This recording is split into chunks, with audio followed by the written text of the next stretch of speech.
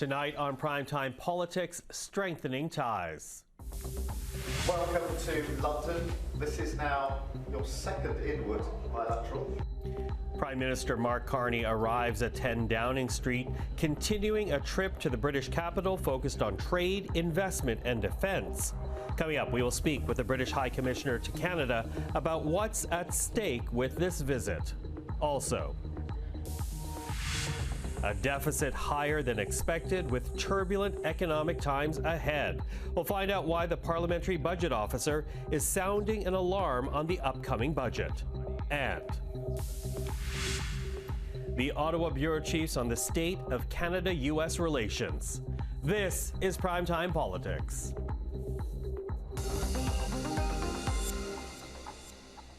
Hello, I'm Michael Serapio. The Prime Minister's day in London has now wrapped up, Mark Carney having met his British counterpart twice on this Friday, once on the sidelines of the Progress Summit taking place in the UK this year, and a second meeting at an evening reception hosted by 10 Downing Street. For Prime Minister Carney, the focus is clear: trade, investment and defence. And as for British Prime Minister Keir Starmer, well, take a listen to what he might get from the meeting as outlined by Canada's High Commissioner to London, Ralph Goodale. There has been a lot of domestic political turbulence over the course of the last 12 months. It is important for Mr. Starmer to be able to demonstrate his rapport with world leaders, particularly a country like Canada. Well, with more on this visit, we're now joined by the British High Commissioner to Canada, Robert Tinline. Excellency, thank you for making the time. It's good to be here.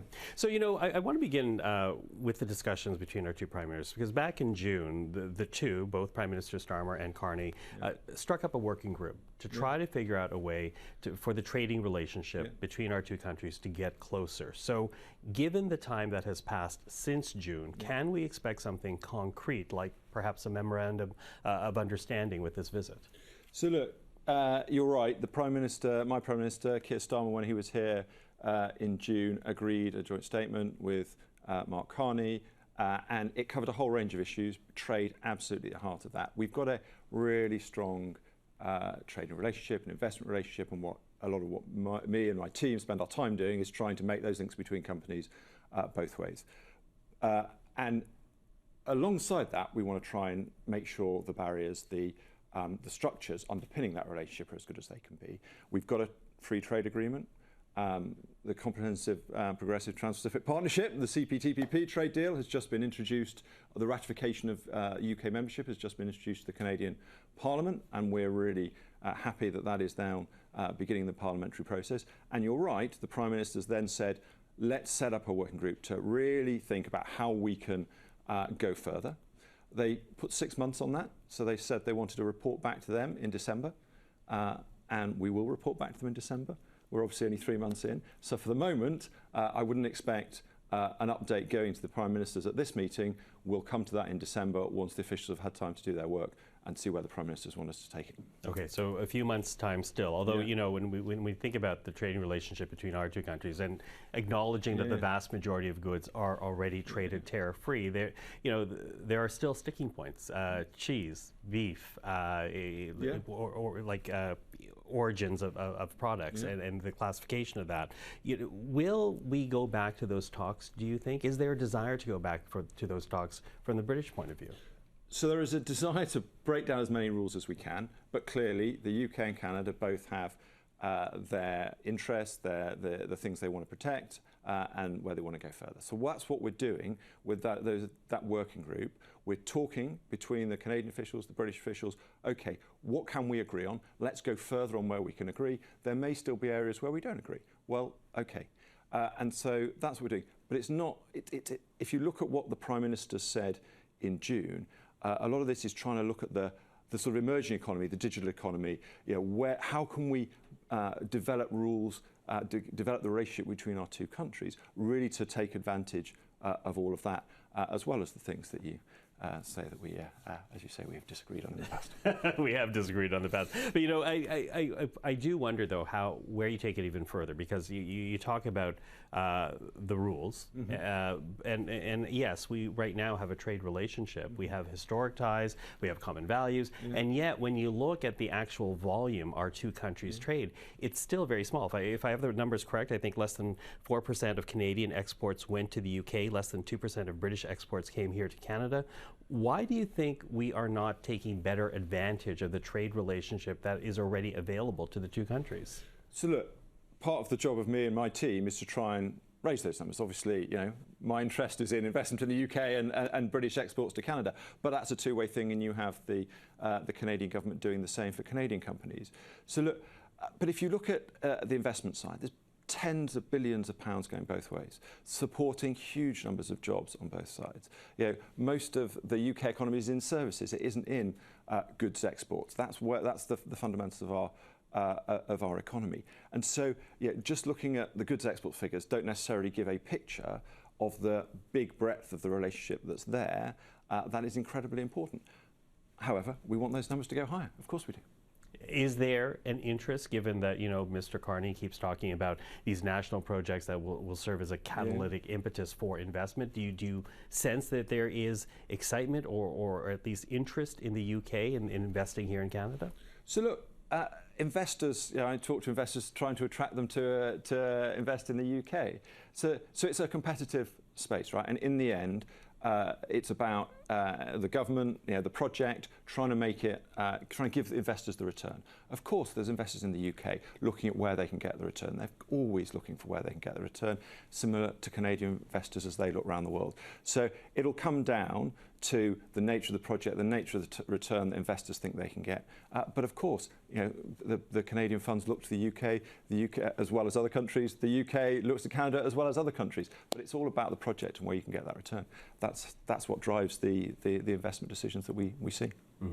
Now, quickly running out of time, but I do want to touch on a couple of other points. One of which you and I have talked about, you know, behind closed doors, because back in the spring, when Prime Minister Starmer was in the United States in the White House, he was asked about Canadian sovereignty. He did not speak out in favor of Canadian sovereignty. He did not defend it, and many Canadians were upset by that. He did try to make up with a statement in June saying that we are an important player in the Commonwealth. How does Prime Minister Starmer view Canada? So look, you'll see the pictures today with the Prime Minister of the UK and the Prime Minister of Canada working really, really closely together on our shared priorities, putting that relationship, you know, at an incredibly high level. You know, it's the second visit from Mark Carney to the UK this year. Keir Starmer took the time to come through Ottawa on the way to the G7 summit in June. That's 3 substantive bilateral meetings that they've had, as well as any number of other phone calls and multilateral meetings through the year. Right? This is a key, important relationship that there is a new energy in it. You know, you've got 2 prime ministers with new mandates.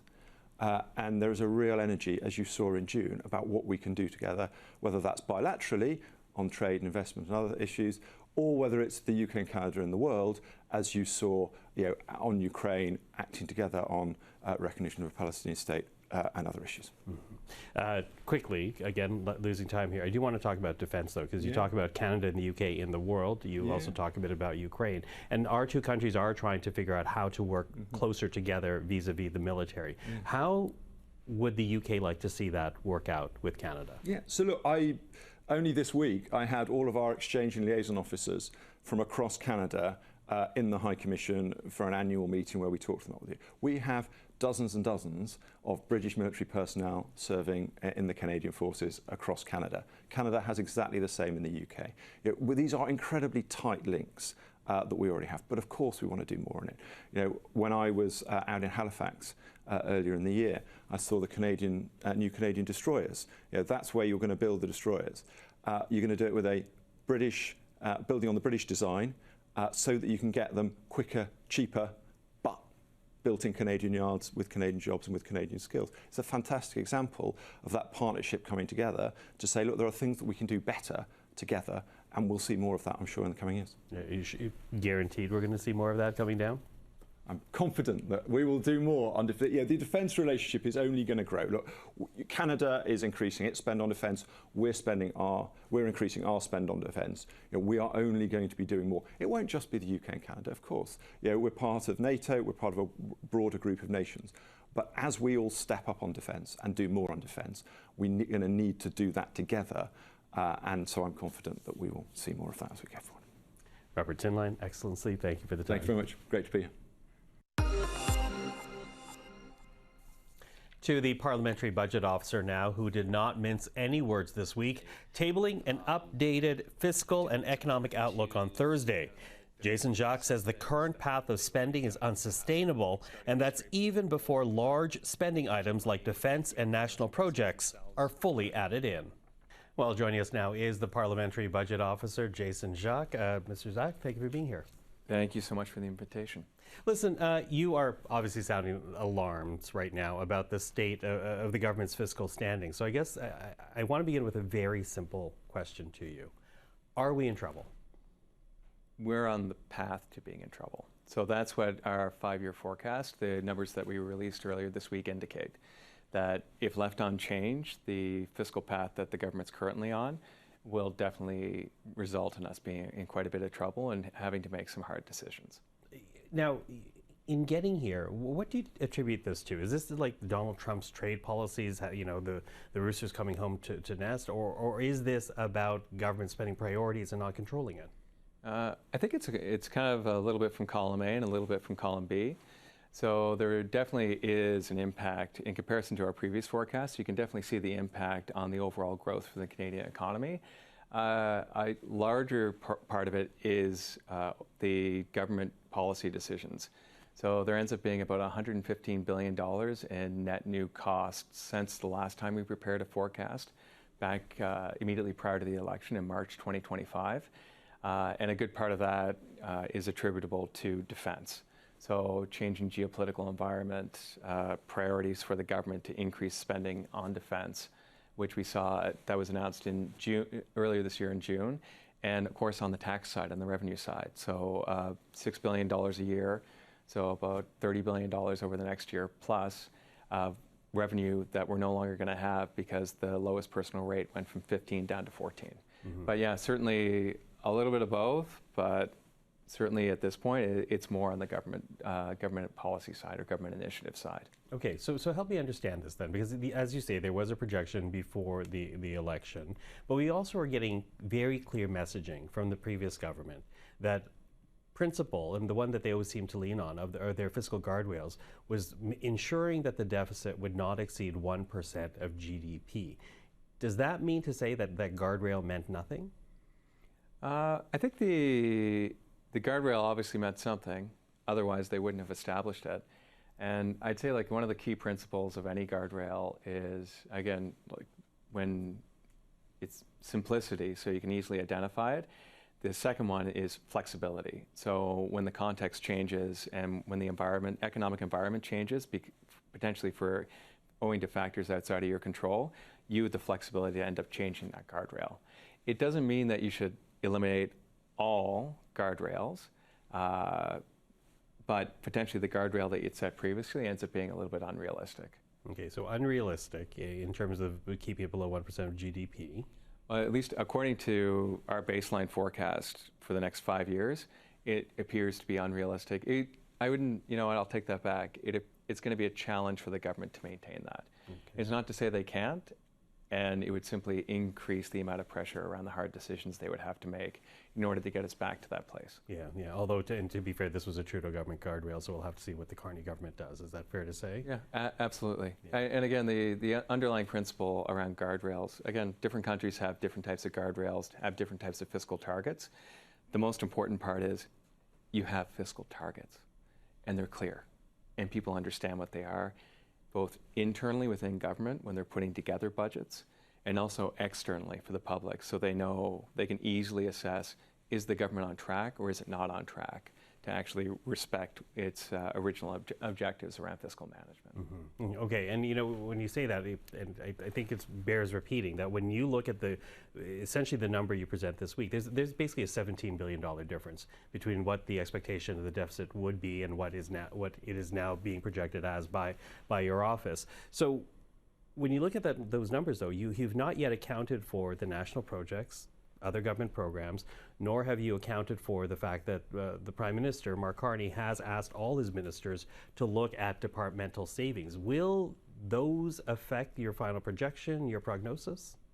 Yeah, absolutely. And we've included everything for which we have sufficient detail to actually assess both the likelihood and the likelihood of implementation and the scope of implementation and the likelihood of potential savings or additional spending. If you look on our website right now, there are multiple information requests that we sent in to various ministries across the federal government, asking them for additional details regarding recent announcements that have been made by the government. So in particular, thinking of the $13 billion housing announcement that was made a couple of weekends ago, just asking them for details regarding, well, how are you spending the money? When do you plan on spending the money? What are you going to spend it on? So we can actually incorporate it within the forecast. I think for us, again, we're focused on getting the details around what the plan looks like. A very relevant and other important question for which we're going to have to come up with some sort of answer is how effective will the government be in actually implementing its plans? Mm-hmm. And in particular with respect to any type of expenditure review or spending reductions. Okay, quickly running out of time. Yeah. What is your message then to Canadians right now? With the number that you've found, with your report, what is the takeaway you want Canadians to have? It's a very serious situation, and it's a serious situation. Canadians' anxiety is well placed, and our numbers in our report simply confirm what everybody knows, and hopefully on November 4th, there'll be more clarity regarding how the government and how Parliament plans to actually solve some of these problems. Okay. November 4th being Budget Day with the Carney government. Jason, Jacques, thank you for this. We'll talk again. Thanks for the invitation. Well, let's turn now to the state of the Canada-U.S. relations and some strong words this week from the American ambassador, reacting strongly to a moderator who asked if Donald Trump really knows Canada all that well. Take a listen. But when he says things like, we don't have anything you want, you got new cards, that to me is uninformed. Because this relationship has worked really well. That is a decision for you and your policy make. I'm not going to sit here and tell you that you're uninformed about the president. I just take great offense at Canadians saying our president is uninformed, our president is untrustworthy, and those types of things. And if that's the dialogue that you want, you know, it's kind of interesting. Well, to talk about this, let's bring in the bureau chiefs. Robert Fife is the Ottawa bureau chief for the Globe and Mail. Tonda MacCharles, Ottawa bureau chief for the Toronto Star. Joël-Denis Bellavance, the Ottawa bureau chief for LaPresse. Hello to the three of you. Hi. Hi there. Hi. Okay, so we're beginning with the U.S. ambassador, who we talked a little bit about last week, expressing displeasure being Canada at this moment in time, and now really quite upset at that question being asked of him. But, you know, I do wonder, here you have the top American diplomat with whom Canadian officials can actually speak to, and clearly he is displeased with what he's seeing right now in terms of political climate in this country. Do we need to rethink how officials, the public, approaches the issue with the United States, given what we're hearing from the U.S. ambassador, Bob? Well, look, he's a MAGA guy, and he is absolutely wrong about. The president is usually misinformed about almost anything he talks about, and we see this daily when you watch Trump in action. He doesn't know his files. He's ignorant about a lot of these issues. And when it comes to Canada, the president is really badly misinformed, and Canadians are really upset and disturbed by not only his talking about the 51st state, but the tariffs that he's put on this country, and people have reacted to this by not going to the United States. And now he's saying, well, then if you're not going to come to the United States, we're going to take the pre-clearance away from Canadians. So he's a strange guy. You know, he himself, I think, is ill-informed about Canada, and then he does the Trump stuff, which is to threaten us with some kind of action.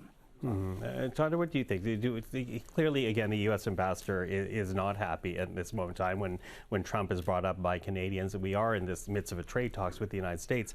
Does there need to be a change in behavior? I mean, I think there are a few things to take away from Ambassador Hoekstra's comments. And one, to what we were saying last week, I do think that there's a message to Canadians that their response in withholding travel and consumer spending on American goods or American destinations is working. It gets under their skin. But is it having an effect on the actual trade policy? No. What is having an effect? It seems like a lot of it is guided by emotion. I mean, right now, Canada, the level, at least the nominal level of tariffs against Canada is right up there with Iraq. You know, we haven't yet reached a deal like the EU or Korea or Japan or any of the other major trading partners have reached. Even Mexico has a better deal than we have right now, a better status in terms of the tariffs. So I think to that, I suppose, point, his gut reaction, his emotional reaction, says something to us about the American officials and their gut reaction to Canada's tactics. Here's where it gets interesting, though. Ambassador Hoekstra, it's not clear to me, he's not leading the trade talks for the U.S. for Trump, unlike Kirsten Hillman, his counterpart in the U.S. for Canada. She is leading our trade talks. And so far, I think that it seems that, you know, at least they're still talking at the top levels with the Trump government. And so that's where I think I'd like to hear more transparency, not necessarily more transparency on how offended the ambassador feels. Joël-Denis? Well, you cannot get closer a person than Mr. Hoekstra and closer to Mr. Trump. He organized Mr. Trump's campaign in Michigan, namely, and he, I think, is saying out loud what Mr. Trump is thinking. So that's clearly a message that we should take into consideration. And the other thing is that it's not normal for a U.S. diplomat to say this about Canada on Canadian soil. I've never seen a U.S. diplomat act that way, nor any other diplomat trying to lecture us about how we should respond to the kind of actions that the U.S. president is taking against Canada. Of course, we're offended, and we're not going to, you know, stay down on our knees. We're, you know, going to stand up to defend our sovereignty, and kudos to Canada and Canadians to do that. But clearly, I think the fact that we don't go to the United States anymore in big numbers as we used to, or the fact that we're criticizing the U.S. government and not accepting his policies, does tell me that they are offended by that and that it's working. Yeah, and we are, you know, probably winning the psychological war, if I may say, with the United States on that front. Well, and I hear you on that, but you know, we also know that Donald Trump is a leader who goes into negotiations more apt to give if he's feeling positive about the person with whom he's sitting at the table with. And to that, take a listen to a conversation I had earlier this week with former Canadian ambassador to the United Nations, Louise Blais. For him, it's personal. You've got to build rapport. And from there, well, you do negotiate and try to get something out of it. That comes first with Donald Trump. And we get the sense that we're just not there yet. Okay, not yet there. Then you listen to Hoekstra. Again, should we be reading the tea leaves a bit deeper with what Hoekstra is? Like, I mean, I think it's one thing to say, oh, there's a bombastic American who's criticizing Canada, but do we need to read into that tea leaves? Do Canadian officials need to read into that tea leaf? Well, we do know that, and the president himself has said that he actually gets along pretty well with Mark Carney. They seem to have a decent relationship, but these are very complex negotiations, and actually, they're apparently not even going on right now. And I think Canada is kind of holding its cards to see what's going to unfold when the CUSMA negotiations come up. And I mean, it's because we are not able to, as Tonda said, we haven't reached the point where other countries have, where we've reached a deal with them, and these deals, by the way, are pretty vague to begin with. I mean, well, we'll invest billions of dollars here. Yeah, sure. Okay. No, there's nothing signed. It's just no legal documents. No legal documents or anything. But I don't think none of us in the media have a really good sense of what's going on in these negotiations. Mm-hmm. They've kept all this really, really tight, which is something we all know about. Mm-hmm. Carney keeps his cards very close to his chest. I'd like to know a little more of what's actually been going on and what's at the table. But I don't think that Mr. Carney has a bad relationship with the president, which is a good thing. Yeah. Well, it was certainly a step up from the last Prime Minister and Donald Trump. I believe we did try the recipe that Madame Blais is talking about, flattery, getting closer to Mr. Trump. And Mr. Carney, for example, wished Mr. Trump happy birthday when he welcomed him in Kananaskis, and said he had a nice military parade, the day before. So he tried that kind of stuff, but it did not lead us to anywhere. This was done while we were hoping to get a deal on July 21st, I believe. That was the first date, and then August 1st, and then he led us to nowhere. Because you get Mr. Trump's attention, and then he goes to another subject, another topic. So it does not lead us to a permanent or a strong deal that we can envision with the United States, and that recipe I think is not working. Other allies of Canada have tried it. It led us to nowhere. They still have tariffs that they have to deal with. On the point about what's really going on right now, I think that on the Canadian side, they're very glad that at least there is a formal structure, a consultation process now going on in both countries around potential renewal of the free trade agreement. And we've also seen very concrete efforts on the Carney government side to coordinate with the Mexicans, at least in some respect, vis-a-vis those talks and where that goes down the road. Where there's a lot of, yes, vague and unclear detail around what they're talking about right now and who's prepared to put what on the table. What's not vague is those countries that have succeeded in getting some kind of a deal, is that they've been prepared to also sign on to huge investment deals with American companies, which is what Trump seems to want. In other words, there's a price to pay at the upfront, at the front end of these deals, and potentially by consumers anyway at the back end, because even if tariffs are lower, Mr. Trump's made clear they're not going away. They'll be at a baseline of 10%. So, what that much is clear. Does Canada need to change its tactics as a result? I'm not clear that there's a need for them to change their tactics right now. We haven't seen what the end result is what the outcome is of what they're doing. And our thanks to Robert Fife, Tonda MacCharles, and Joël-Denis Bellavance. The full conversation does go on from there. You can listen to it on our podcast, The Bureau Chiefs with Michael Serapio. New episodes will drop each Friday that PTP is on air. The latest episode is up for you right now. Well, before we go this evening, we do want to note the Israeli Prime Minister's speech at the UN General Assembly today. Benjamin Netanyahu taking aim at Canada and other countries for recognizing a state of Palestine, a move which he continues to say rewards Hamas. Take a listen. Well, I have a message for these leaders. When the most savage terrorists on earth are effusively praising your decision, you didn't do something right. You did something wrong, horribly wrong. Your disgraceful decision will encourage terrorism against Jews and against innocent people everywhere. It will be a mark of shame on all of you. And of course, we will continue to follow the story. But that is Primetime Politics for this Friday. I'm Michael Serapio. For everyone here at CPAC, thank you for watching. Primetime Politics is back on Monday. Until then, take care and have a great weekend.